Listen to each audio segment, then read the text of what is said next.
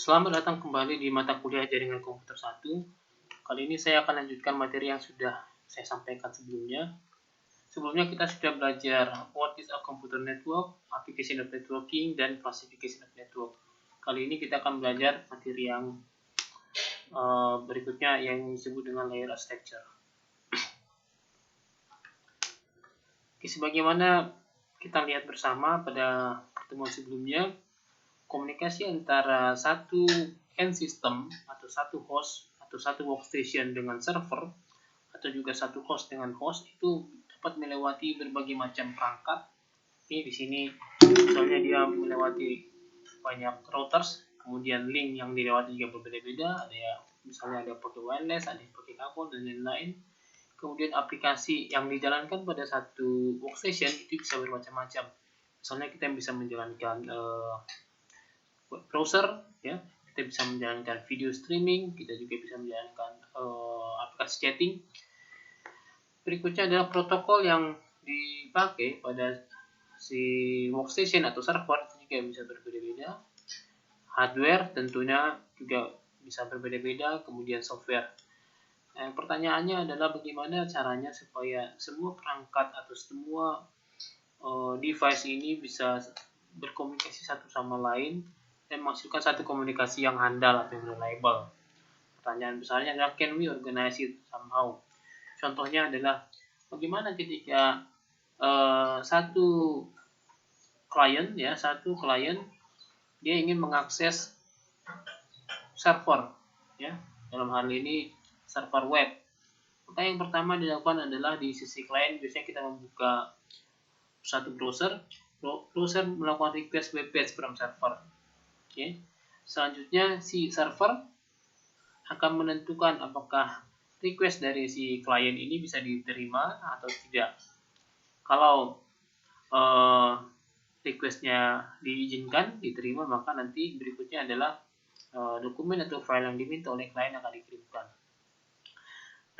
Nah, pada proses 1, 2, 3, 4 ini komunikasi antara klien dan server itu melewati banyak sekali routers, melewati dengan berbagai macam link, ya. Kemudian selain itu juga ada aplikasi-aplikasi yang dijalankan juga bisa berbeda-beda, protokolnya juga berbeda-beda, dan software.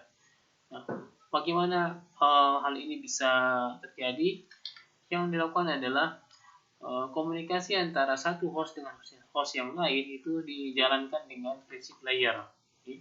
Jadi di sini ada layers, kemudian masing-masing layer itu nanti akan ada yang namanya protokol. Okay. Kemudian ada interface, ya, sehingga antara satu layer dengan layer yang lain itu bisa berkomunikasi. Okay. Ada interface. Interface ini secara sederhana ini adalah antar muka, berarti ini akan ada input dan output. Okay. Sehingga misalnya application services dia akan turun ke bawah, ini menjadi input. Kemudian communication services juga dia berkomunikasi ke atas, ini bisa menjadi yang disebut output. Jadi ini kan ada port, ya, bisa menjadi input dan output. Nah, kita lihat di gambar ini ada application services, communication services, dan juga network services. Pada sisi application services, di sini adalah layer yang paling atas, application logic protocol. Kalau di sisi client biasanya kita menjalankan ini ada browser, Firefox atau Chrome atau browser yang lain. Kemudian di sisi server biasanya di sini kita akan jalankan yang namanya web server. Okay. Kemudian di bawahnya ada communication services, Di sini yang mengatur lalu lintas, ya, sehingga komunikasi antara si klien dan server itu bisa berlangsung secara reliable atau handal.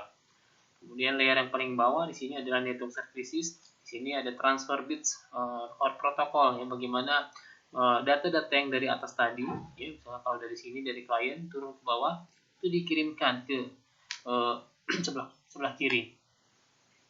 Oke, jadi akan ada komunikasi dari atas misalnya, ya, seperti ini. Kemudian di sini layer yang paling bawah ini ada bit. Kemudian nanti dia akan kirimkan ke atas, ya, sampai ke application services. Nah, selanjutnya akan dapat responnya, ya, akan dapat respon dari server, ya. Sama ini juga dari atas turun ke bawah. Oke. Nah, ini dia sampai akhirnya dia masuk lagi ke klien yang request. Nah, di masing-masing antara layer ini ada interface, ya, yang memungkinkan komunikasi antara satu layer dengan layer yang lain. Baik. Jadi di komputer network, komunikasi antara satu host dengan host yang lain itu dengan menerapkan yang namanya layer architecture. Okay. Tujuan dari layer architecture ini adalah to offer services, ya. Jadi tujuannya adalah untuk menyediakan layanan kepada layer yang ada di atasnya, ya, dengan sebuah interface. Okay. Nah, interface ini kita analogikan misalnya kalau kita memakai bahasa pemrograman tertentu, ya, sehingga antara satu layer dengan layer yang lain bisa berkomunikasi, antara satu host dengan host yang lain bisa berkomunikasi. Nah, prinsip layer ini juga akan mengurangi yang namanya design complexity, ya. Kenapa mampu mengurangi design complexity? Karena contohnya nanti kalau kita ingin membangun aplikasi, kita hanya banyak bekerja di layer aplikasi, oke. Misalnya sama protokol komunikasinya, misalnya nanti pakai TCP atau UDP. Ya. Kita tidak perlu belajar di sini misalnya layer yang ada di bawahnya, ada misalnya layer network atau data link. Ya. Jadi seorang programmer atau developer ketika dia ingin membangun suatu aplikasi, dia cukup tahu bahasa pemrograman tertentu, dia bangun aplikasinya. Terus jenis komunikasinya dia bisa pilih apakah TCP atau UDP nanti. Dan dia don't care misalnya layer network sama data link. Okay. Okay, protocols peer-to-peer layer and conversation. Di sini juga ada pengaturan sebagaimana kita ketahui bahwa satu host itu bisa menjalankan beberapa aplikasi. Kemudian satu server juga bisa menjalankan beberapa service. Bagaimana komunikasi antara satu aplikasi di sisi klien dengan satu aplikasi di sisi server itu juga perlu dibuat reliable. Oke, kemudian yang berikutnya ada data transfer, ya. Data transfer tadi kita lihat antara satu layer dengan layer yang lain dia ada input output sehingga data bisa dikirimkan baik dari atas ke bawah atau dari bawah ke atas. Okay, a set of layers and protocol is called a network architecture. Yeah. This specification enable hardware software developers to build system compliant with particular architecture. Nah, network architecture yang akan kita bahas di sini ada dua model. Yang pertama yang disebut dengan TCP/IP dan yang kedua yang disebut dengan OSI layer. Oke, layering design issues, beberapa isu yang ingin diselesaikan dengan prinsip layer ini misalnya adalah identify senders and receiver, ya. Jadi ini berhubungan dengan pengalamatan. Jadi bisa jelas siapa yang mengirimkan dan siapa yang menerima. Kemudian yang berikutnya adalah unreliable physical communication medium. Jadi kalau misalnya komunikasi antara host satu dengan host yang lain itu tidak handal, ada banyak gangguan. Nah, di sini ada satu mekanisme, misalnya yang pertama error detection, ya. Error detection jadi memiliki kemampuan untuk mendeteksi adanya error. Kemudian error control, okay. Memiliki satu mekanisme bagaimana caranya supaya errornya itu tidak terlalu banyak. Kemudian nomor 3 adalah message reordering, okay. Memiliki mekanisme untuk mengatur ulang paket data yang diterima di sisi receiver sehingga informasi yang dikirimkan oleh transmitter itu sama dengan sehingga informasi yang diterima oleh receiver itu sama dengan yang dikirimkan oleh transmitter. Kemudian berikutnya adalah sender can spam the receiver. Nah, ini juga salah satu bagian yang penting. Jangan sampai seorang sender, ya, atau sender, dia membanjiri paket data yang sangat besar ke receiver.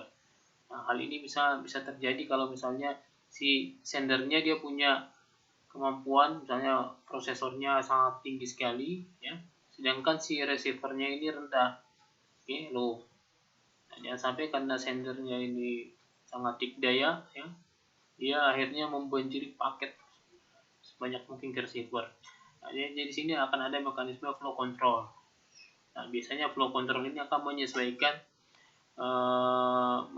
kapasitas mesin yang paling minim. Jadi di sini sender akan mengirimkan data sesuai dengan kemampuan si receiver. Kemudian yang berikutnya ada multiplexing sama demultiplexing.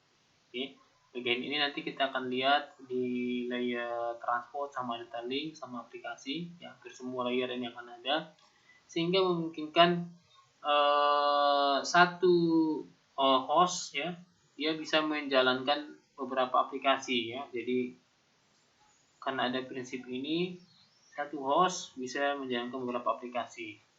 Demikian juga server, ya. Server juga bisa menjalankan beberapa service, ya.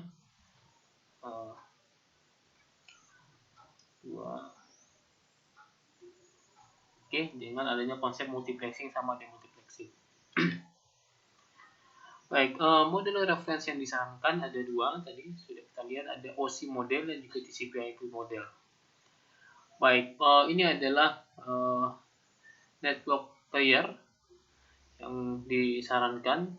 Yang pertama ini kita lihat untuk model OSI, ada paling atas itu ada application, kemudian di bawahnya ada presentation, kemudian ada session, ada transport, ada network, ada data link, dan physical. Jadi ada 7, ya. Ada 7 layer. Nah, yang sama untuk model TCP/IP, di sini ada application, ya. Ada transport, ada internet, ada host to network, ya. Nah, ini kalau di mapping ini kemari, ya. Nah, bagian yang ini tidak ada, sehingga ini transport masuk, ya. Network, internet, data link sama physical ini menjadi host to network. Di sini ada 4 layer. Oke, jadi kita bisa mempelajari komputer network dengan mempelajari layer per layer.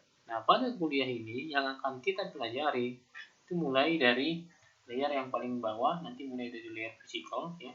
Jadi kita pendekatannya dari sini, physical, data link, network, transport, session, presentation, application.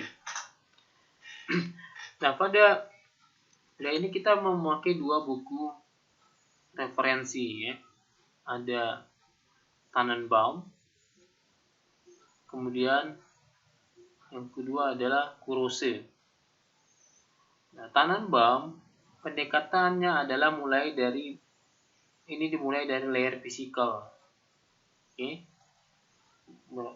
Selanjutnya ke data link, network, dan sampai aplikasi.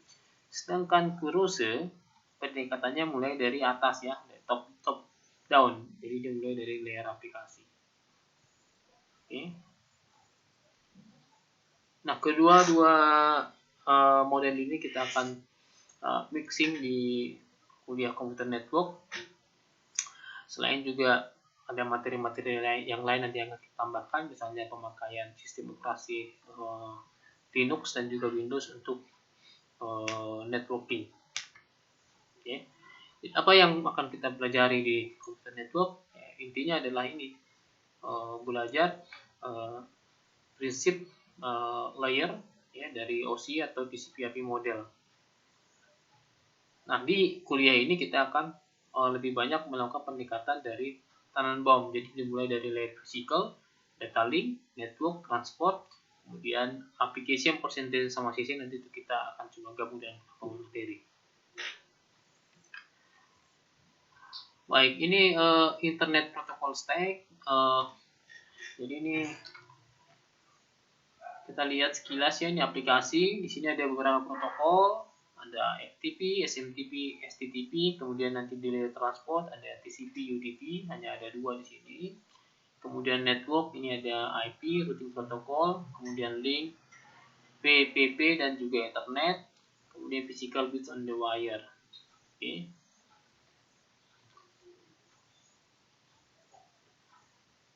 Nah, di sini juga nanti kita harus lihat mengenai addressing ya, addressing. Oke. Addressing ada dua, misalnya ini ada yang logical, kemudian ada yang physical.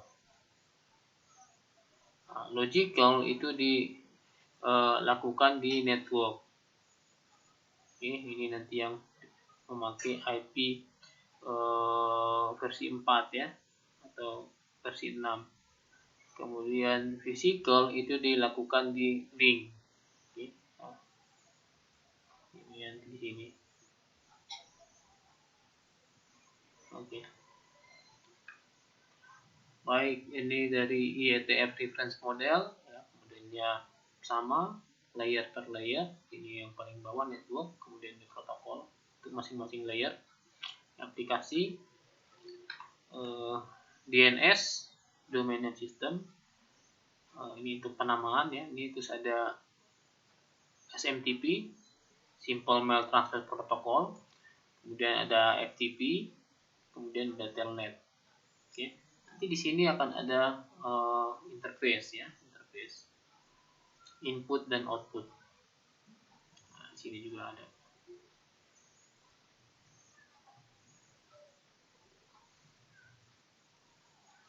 Oke, jadi sebetulnya semua ini nanti akan kita bahas lebih detail ya di pertemuan-pertemuan berikutnya. Baik, kalau kita lihat di model TCP/IP atau OSI ini, untuk layer transport itu ada dua, ada TCP dan UDP. Mari kita lihat secara sekilas. TCP Connection Oriented Services. Untuk model TCP di sini akan ada yang namanya handshaking between client and server. Okay.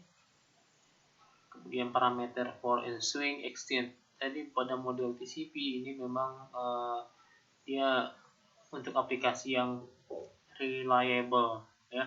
Jadi dia harus bisa pastikan data yang dikirimkan itu sampai ke si penerima dan tidak terjadi yang namanya error. Oke. Jadi TCP ini dibundle dengan yang namanya reliability ya, kehandalan, kemudian congestion control, jadi ini pengaturan traffic ya, traffic supaya tidak terjadi tabrakan paket ya.